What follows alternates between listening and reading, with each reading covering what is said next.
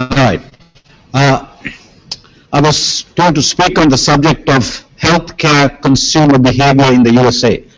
Can everyone hear me? Good. Why and where do Americans go out for medical treatment? Now, I lived in the United States for a very long time, and also in Japan, and also in the Middle East. So I have very different ways of looking at healthcare, not from a limited kind of perspective. Medical tourism is the travel of people to another country for the purpose of obtaining medical treatment in that country. Traditionally, people will travel from less developed countries to major medical centers in highly developed countries for medical treatment that was unavailable in their home communities. The recent trend is for people to travel from developed countries to third world countries for medical treatments, mainly because of cost considerations, though the traditional pattern still continues. Another reason for travel for medical treatment is because some treatments may not be available in the home country, such as some new fertility procedures. Some people travel to obtain medical surgeries or other interventional treatments, and some people go abroad for dental tourism, fertility tourism. Certain people with genetic disorders may travel to another country where treatment of these conditions is better understood. Medical tourism or health tourism, okay.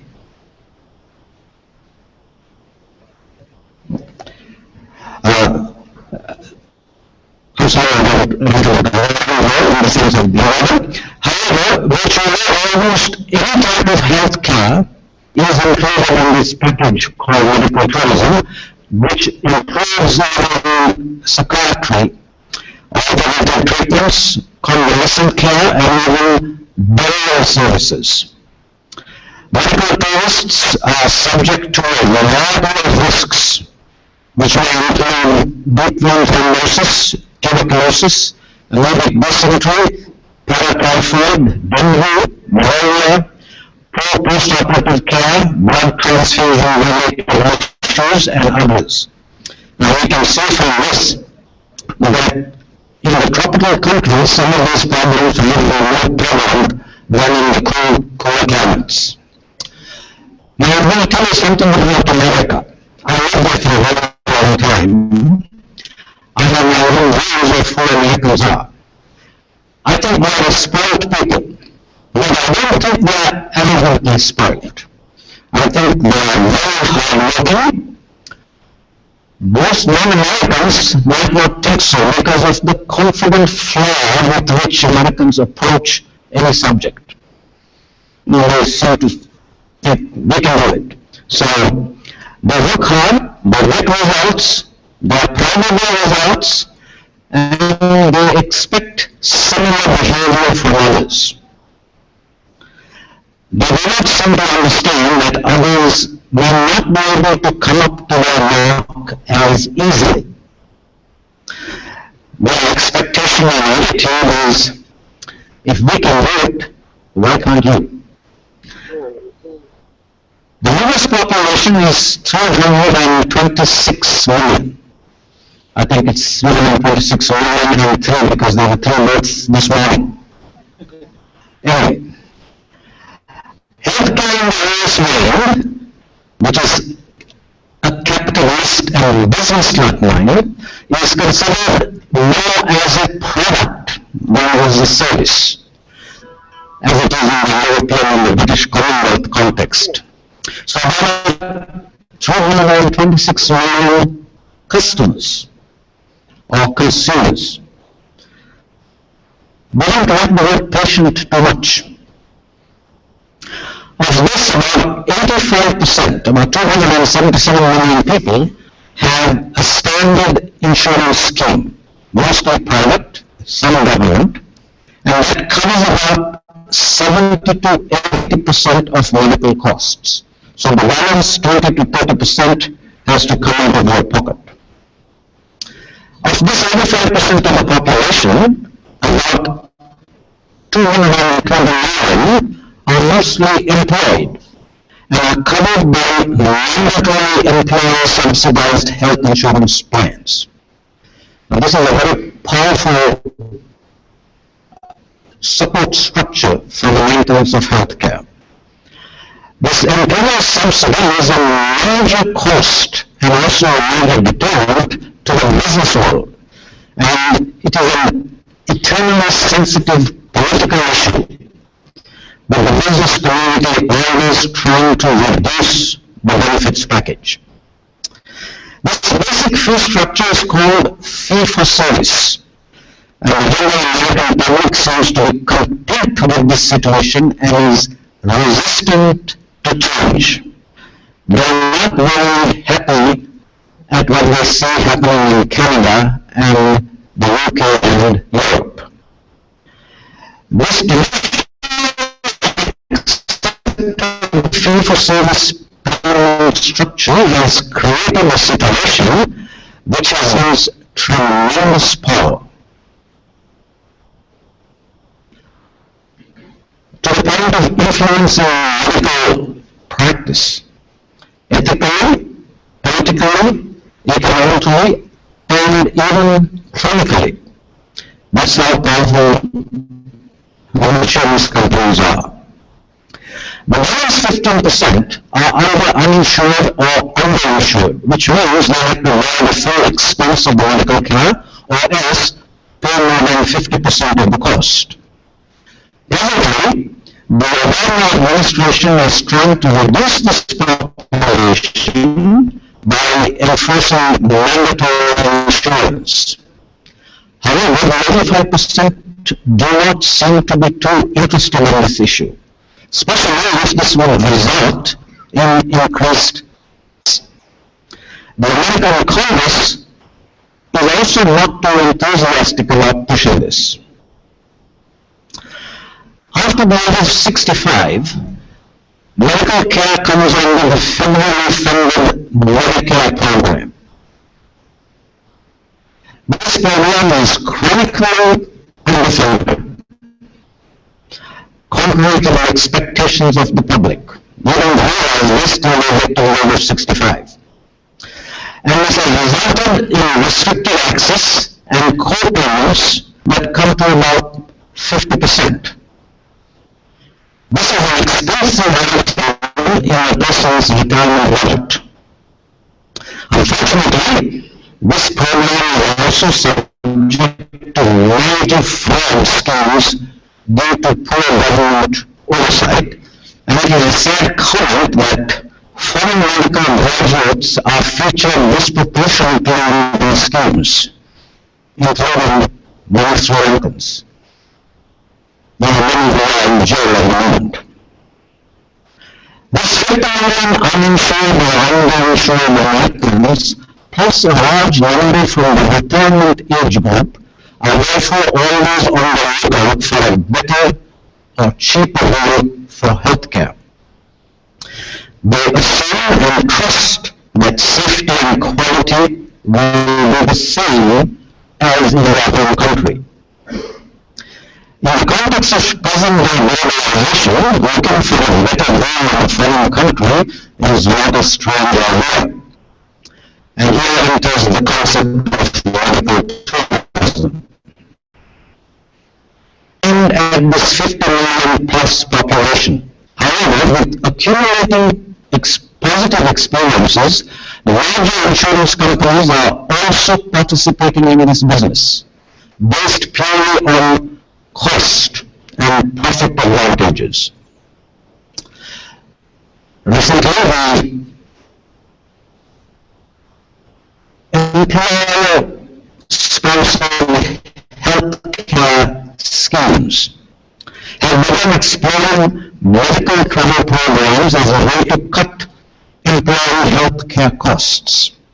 Such proposals have raised stormy debates between employers and trade unions, which represent locals, with one union stating that it deplored the shocking new approach of offering employees overseas treatment in return for a share of the company's savings. We can see from this that going there saves a lot of money. And people say, well, we should be entitled to save that money, not in the company. Tourism is a closely related market, but is more of a voluntary choice rather than a circumstantial one. And appeals more to people with means, even though they may have adequate insurance coverage. There's a distinction between medical tourism and health tourism. Tourism is more procedural, socially related, and can be cost accounted for fairly predictably, and fits into a business model very conveniently. Health tourism, on the other hand, seems to be a more open-ended, convenience and comfort-oriented personal venture, and has a vacation quality to it, allowing some of the cost components to be discretionary. Medical tourism will therefore focus on organ transplants, orthopedic replacements, hips and knees, eye and ear procedures, dental and orthodontic work, experimental cancer treatments, bariatric surgery, cosmetic surgery, gender reassignment surgery, and assisted reproductive technologies. Healthcare tourism will focus on chronic diagnoses requiring lifestyle changes and alternative therapies, and for diagnoses like hypertension, diabetes, cardiac and stroke rehabilitation, physiotherapy, obesity, cancer treatments, stress reduction and meditation, and our Ayurvedic treatments will come under this category. In results, quality and costs are difficult to measure. Now, a black market also exists in this business, at least in the United States. Quality and results are uncertain, and this business caters to a very limited but consistent, desperate set of patients, most of whom are relatively wealthy and most of whom die after money changes hands. They have usually exhausted traditional medical services with no prospect of a cure, like in terminal cancer and strokes, and they will clutch at straws and are attracted to all kinds of quackery that happen mostly in the middle Americas, Central Americas. Maternity tourism, originally practiced by the rich, is now being offered to the lesser affluent, and we'll talk about that a little later.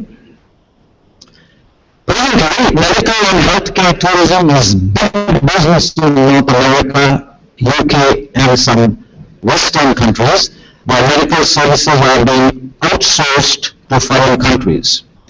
Initially, it was done informally and in small numbers. It began to get formalized in the 1970s and has now developed into a major respectable business with the amalgamation of this concept with related business aspects like travel, accommodation, leisure and cultural activity, etc. All these being equal, the Americans will expect equal or better standards of medical service and aftercare from those foreign sources. Promoters, marketers, and providers of this concept should, will, or must make this a minimum requirement, equal or better standards. This will be insisted on if the payer is an insurance company or a government agency. Modern communications technology makes this quality criterion easily evaluable and verifiable on an ongoing basis. Over the years, the numbers seeking medical tourism services got so big that this phenomenon was given recognition by some countries to the point that they set up formal organizational structures to establish standards. This was necessary, especially in situations where a government-related system, like in Canada or the UK, or a major established insurance company, like in the US, or a major employer, like maybe IBM or Boeing, is the major payer. For example, in January of 2008, a supermarket chain in the state of Maine began paying the entire medical bill for employees to travel to Singapore for hip and knee replacements, including travel for the patient and a companion. This is in 2008. In 2000, Blue Shield of California, which is a very big private insurance company, began the US's first cross-border health plan for patients who would go to California, from California, who could travel to one of 3 certified hospitals in Mexico for treatment under the California Blue Shield plan. Mexico is right next door, convenient.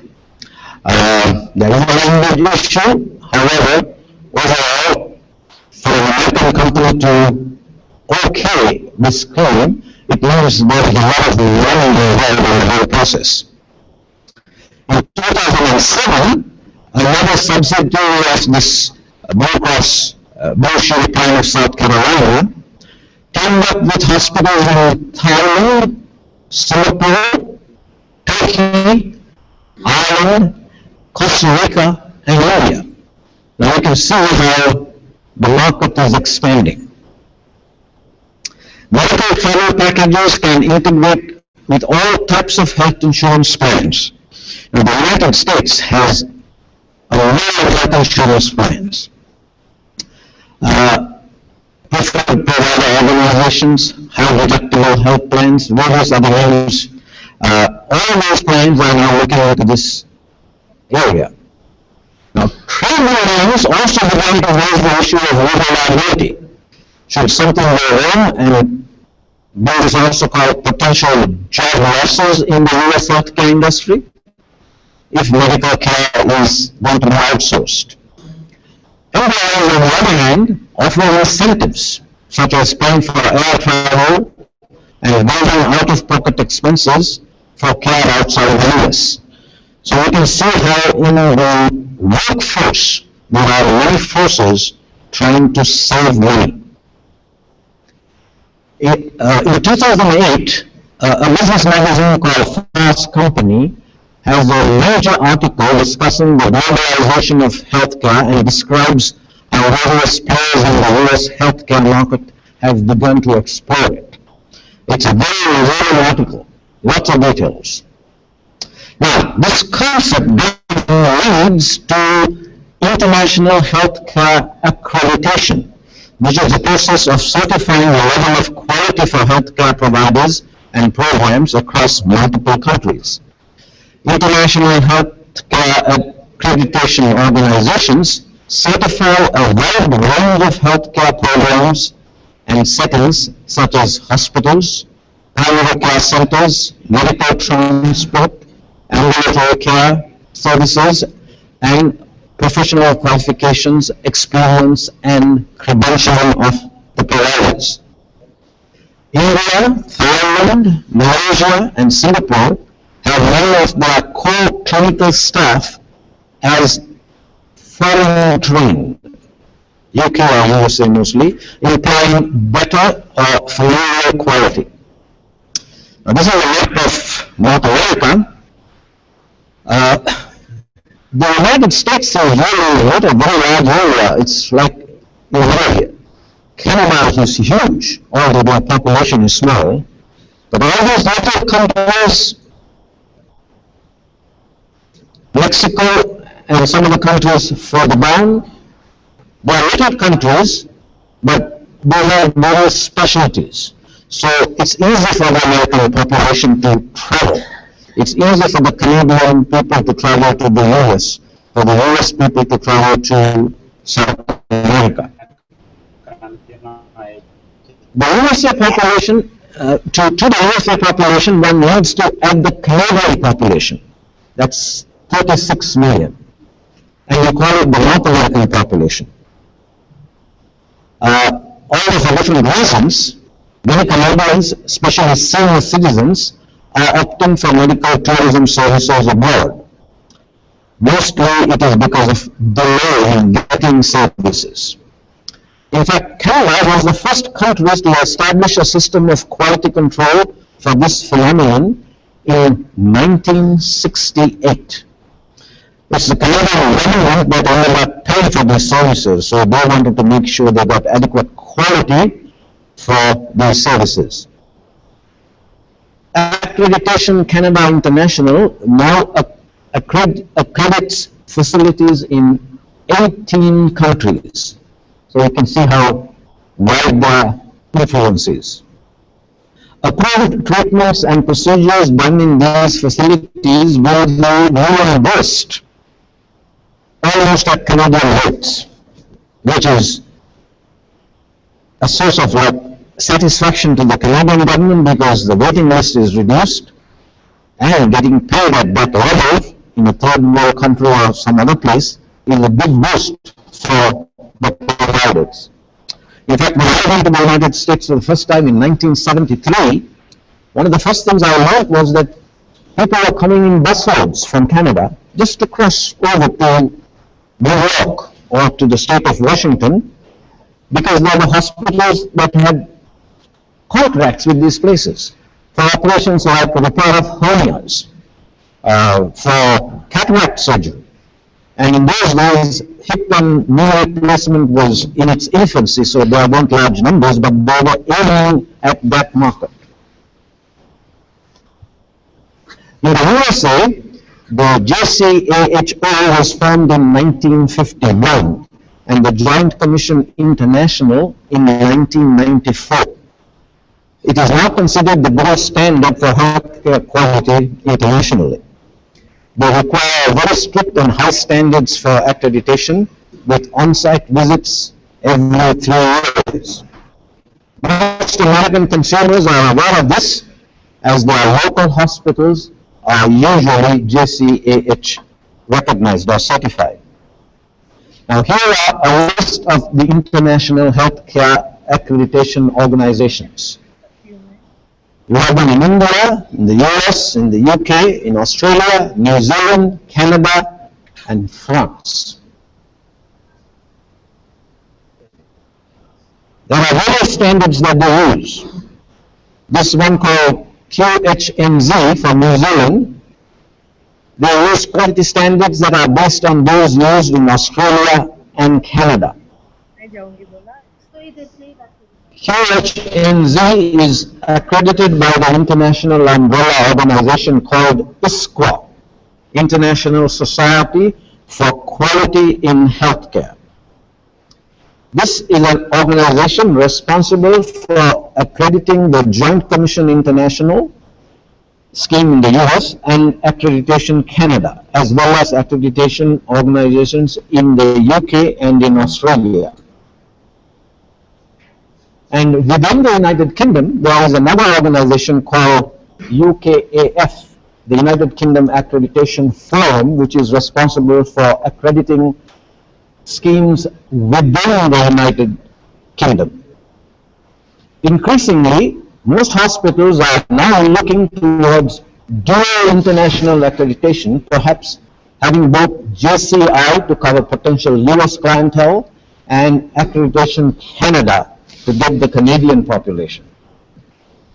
As a result of competition between clinics and hospitals for American medical tourists, there have been initiatives to rank hospitals on patient-reported metrics, satisfaction levels, and things like that.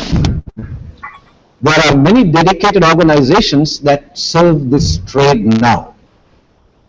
They have their own newsletters, periodicals, seminars, promotional campaigns, annual meetings in the form of trade fairs and testimonials. They work hand in hand with tour companies to add icing to the cake. Some beneficiary countries have medical tourism-friendly visa and immigration policies. Now, this is why, as Dr. Harsha mentioned, we need to have a certain amount of government cooperation and understanding to promote this whole concept. Okay. Now, these are 3 random links from the internet. You can spend at least a week studying all the articles that are in the internet about medical tourism, looking at it from various aspects. It's really a very fascinating study. When you study this, you begin to realize that we have a long way to go before we can catch up, as it were. This was a little video that I was going to show, but it cannot be connected at the moment, I'm told. They have an annual medical tourism conference in the United States. This is its, I think, 11th year. It's a major show. It's like one of these big computer trade shows, auto shows. It's because this population of 50+ million people is a big base. It's a very big base. So they're trying to capture the market. So factors that have led to the increasing popularity of medical travel include the high cost of healthcare, long wait times for certain procedures, the affordability and ease of international travel, and improvements in both technology and standards of care in many countries. Oh, I'm sorry, things are falling down. I hope you heard what I had to say. All right. Now, talking about these different countries, the largest of waiting times is the main factor for medical tourism from the UK and Canada, whereas in the US, the main reason is cheaper prices abroad. Popular medical travel worldwide destinations include Costa Rica, England, Israel, Malaysia, Mexico, Singapore, South Korea, Taiwan, Thailand, Turkey, and also USA because a lot of people go there. Popular destinations for cosmetic surgery: Argentina, Bolivia, Brazil, and Colombia. This is a very good market, cosmetic surgery. A few other countries too.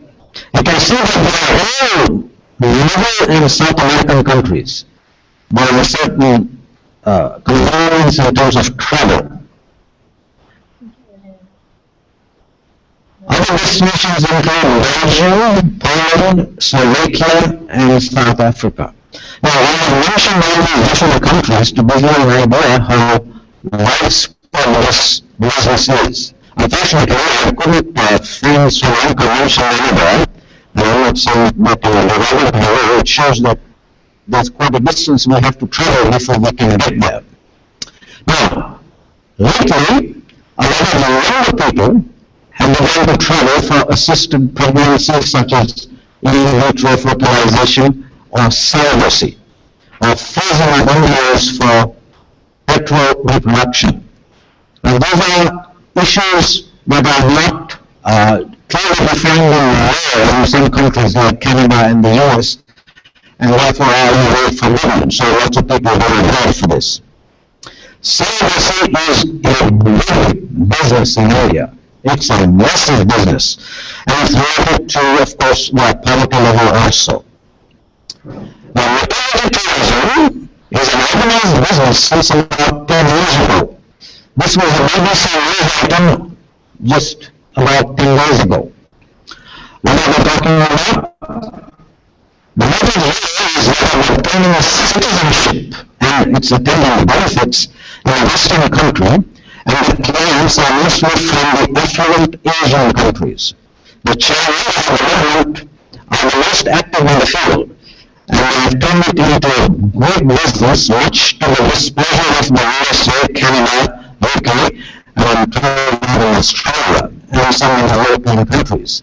In fact, the BBC report said that there is criminal investigations going on because they have found that there's a big mafia, there's a big racket that has been run. This used to be something that rich people did anyway. I know a lot of affluent Romanians who went to the UK or the USA so that their child would be living there. Now this has been offered to people at the level of non-political levels.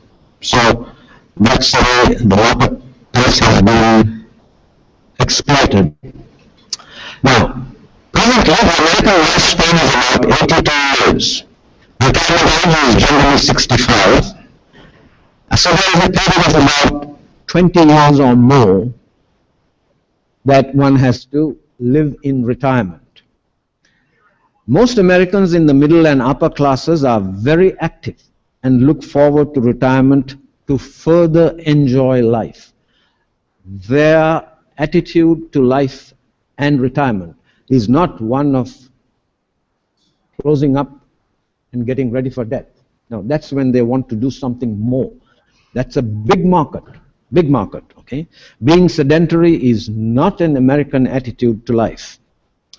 Most retirement health benefits are seriously reduced at retirement. Medicare, an American federal funded health care benefit program, generally covers everybody after the age of 65 for a nominal fee. But co-payments are sometimes 30 to 40% or more. However, as Medicare payments from the government to the provider are fairly low compared to the fee-for-service marketplace, many physicians are not too keen to see too many Medicare patients in their practice.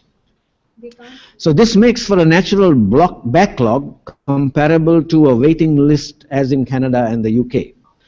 As Americans are impatient and are used to instant service, a fair proportion will opt for medical tourism packages, especially for the more expensive surgical procedures, as long as they feel their quality is reasonable. It is at this stage that clever marketing and promotional programs come into play. It is also a stage at which misrepresentation and fraud can take place. Hence the need for accreditation and better organization. Competition in the field is very intense. Protecting established territory is given top priority. This results in the various companies in the business closely following the performance of the others. Even a single random bad or negative outcome is given disproportionately exaggerated publicity to win over market share.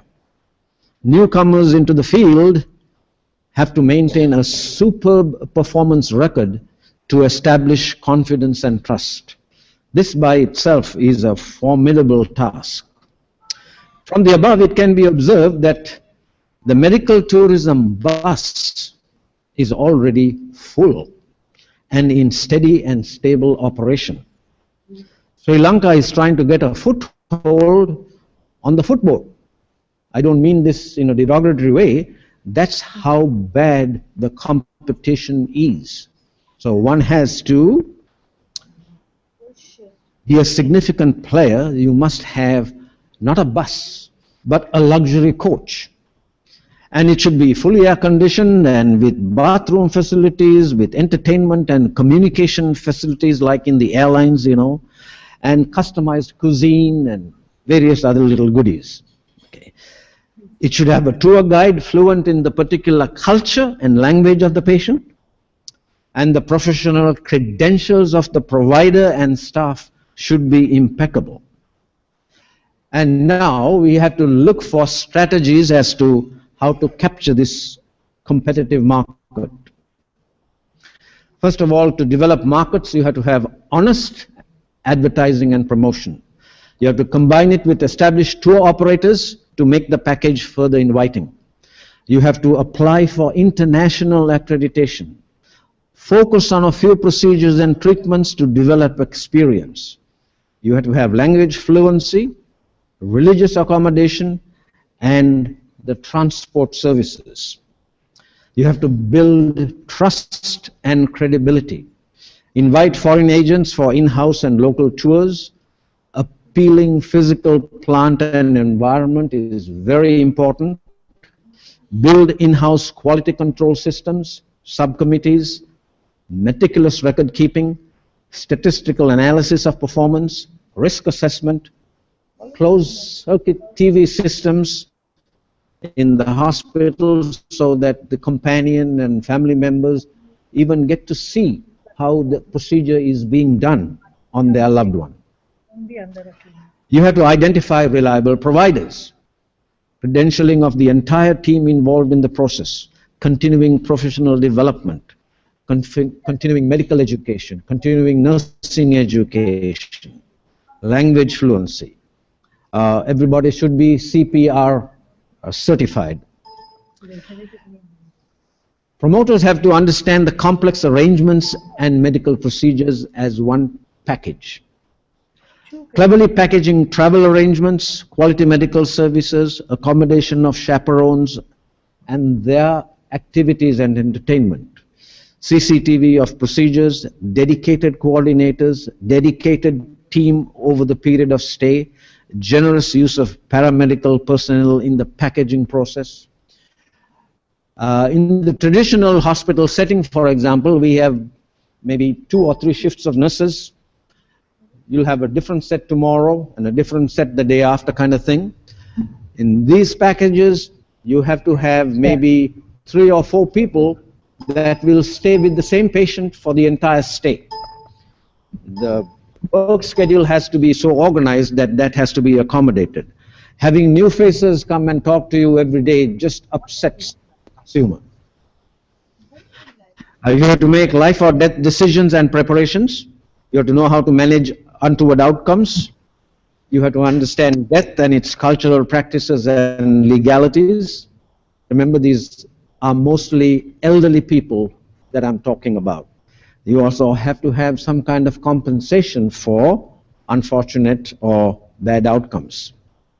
You have to reduce the chances of error and increase positive outcomes by having evacuation drills, continuing professional development, checklists, incident reports, risk management committees.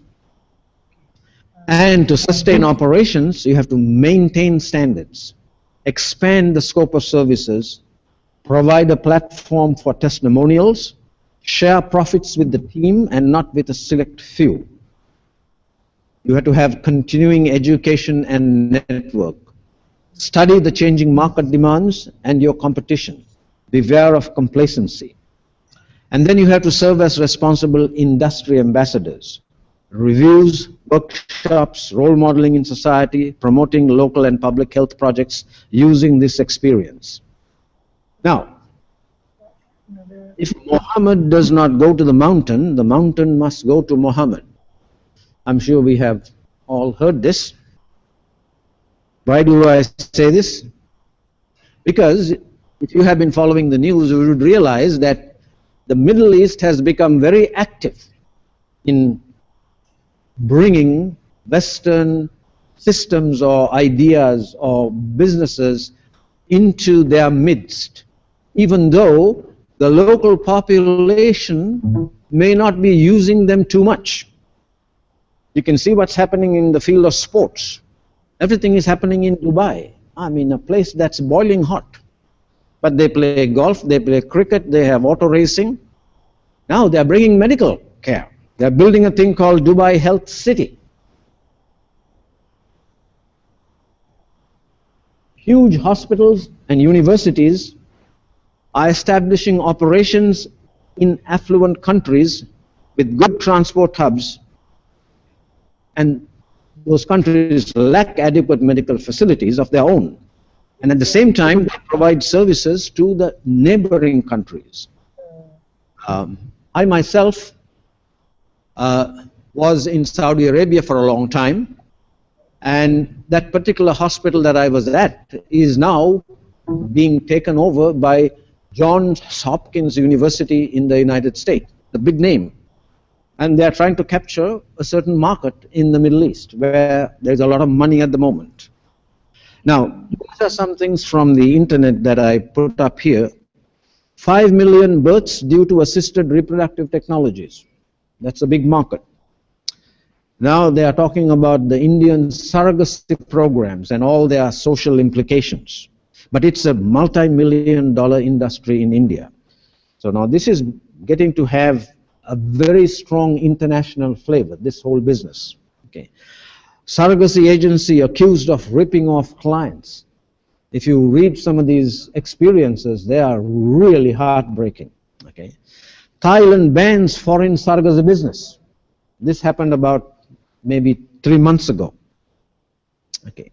Now, America has a place called the CDC, the Center for Disease Control, and they have all kinds of warnings and cautions they publish about various things that happen. You know, a measles outbreak somewhere, a hepatitis outbreak somewhere, Ebola outbreak in Africa and how it might affect the United States.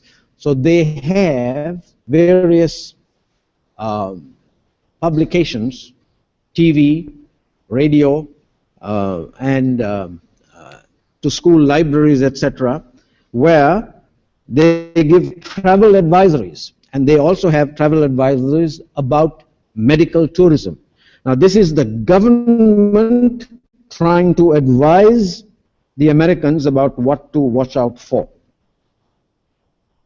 There are various organizations that give the information to the government for them to publish it to the American public. Now, risks of medical tourism. This is one of the things that the government talks about. The specific risks of medical tourism depend on the area being visited and the procedures performed, but some general issues have been identified. Communications may be a problem. Doctors may reuse needles between patients or have unsafe injection practices, which might spread certain illnesses. Medications may be counterfeit or out of date. Antibiotic resistance is a global problem, but it may be more so in countries where antibiotics are abused. Blood supply is a big issue. Flying after surgery increases the risks of certain illnesses. So what are the Americans supposed to do about it? If you are planning to travel to another country, see a travel medicine practitioner at least 6 weeks prior to the trip. Discuss general information and this and that. Check for the qualifications of the healthcare providers. The facility. Make sure that you have written agreement with the healthcare facility. Determine what legal action you can take if anything goes wrong. Determine what you can do if the language is a barrier. What if you can't talk to your doctor? Obtain copies of your medical records. The medical record in the United States is a legal document. It is a very, very important piece of your health management plans. Arrange for follow-up care with an American doctor or system once you come back. And before planning vacation activities such as sunbathing, drinking alcohol, swimming or whatever, make sure that you get approval for it, and just don't think that because you have come on a medical tourism package, you can do anything and everything. And get copies of all your medical records before you return home. Now, if you go to the internet and look at medical tourism under various countries, there are various bits of information that are important. I just clicked Sri Lanka, and this is the first thing that came. Now, this is a very negative statement to start anything with. Alert, travel and tourism health threat in Sri Lanka. This is published by our tourism people. Sri Lanka has become a dangerous tourism and business travel destination. This is not because of any political situation, but dengue fever claimed 50 lives and infected 17,000 people This is 2013. It may put the country's important and sensitive tourism industry in danger if the current outbreak continues. They're not talking about medical tourism, they're talking about regular tourism. So what can happen if you are sick on top of it? Okay. The Colombo Municipal Chief Medical Officer has also said something that might drive tourists away. Now this may be very good because it will all sensitize us and get us to think better, but these are the things that you get. Now the United States has travel advisories. This is not the CDC. This is some other organizations, travel organizations, people who want to promote tour packages, not related to illness. But they say, avoid these countries, avoid these places, be ready with this, be ready with that, take this medicine, take this spray, take your preventative measures. And they mention Sri Lanka as being a kind of an unhealthy place.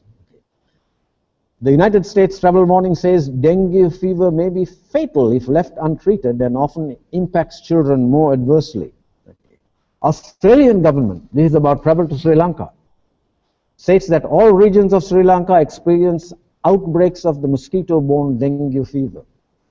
The UK, in its travel advisory to Sri Lanka, reports the number of cases of dengue fever there was. Even the Sri Lanka Tourism Development Authority requests those traveling to the country to watch out for vector-borne diseases such as malaria and dengue fever. That's about all I have to say. Thank you for listening. Yeah. Thank you, Professor Nihal De Silva. It's a very elaborate presentation. I think a lot of facts in it, and that shows your wide experience that you have in life.